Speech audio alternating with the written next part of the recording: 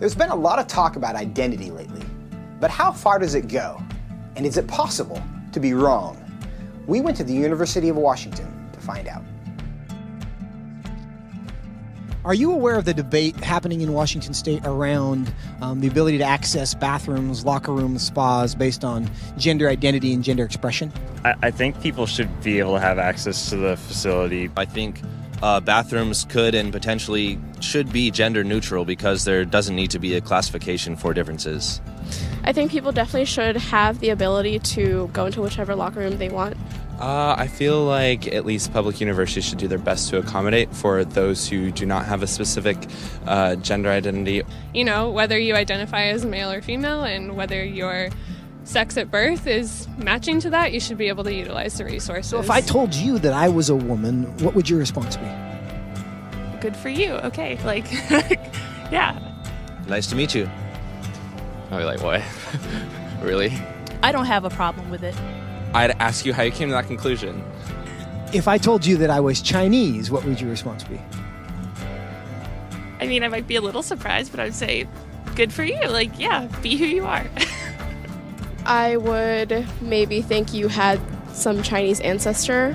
I would ask you how you similarly came to that conclusion and why you came to that conclusion. I would have a lot of questions just because on the outside I would assume that you're a white man. If I told you that I was 7 years old, what would your response be? I wouldn't believe that immediately. I probably wouldn't believe it, but I mean, it wouldn't really bother me that much to go out of my way and tell you, no, you're wrong. I'd just be like, oh, okay, he wants to say he's 7 years old. If you feel 7 at heart, then then so be it. Yeah, good for you. So if I wanted to enroll in a first grade class, do you think I should be allowed to? Probably not, I guess. I mean, unless you haven't completed first grade up to this point and for some reason need to do that now. If that's where you feel like mentally you should be, then I feel like there are communities that would accept you for that. I would say so long as you're not hindering society and you're not causing harm to other people, I feel like that should be an okay thing. If I told you I'm 6 feet 5 inches, what would you say? That I would question. Why? Because you're not.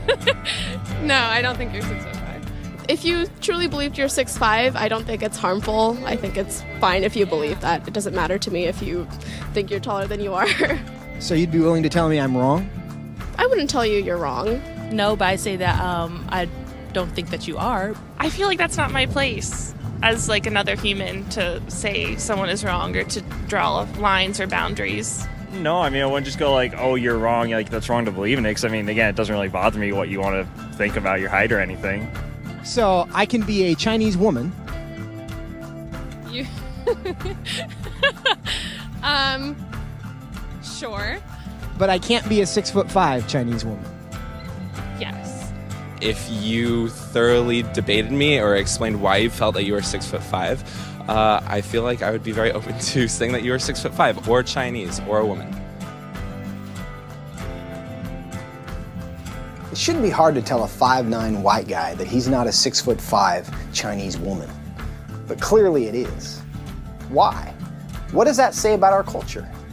And what does that say about our ability to answer the questions that actually are difficult?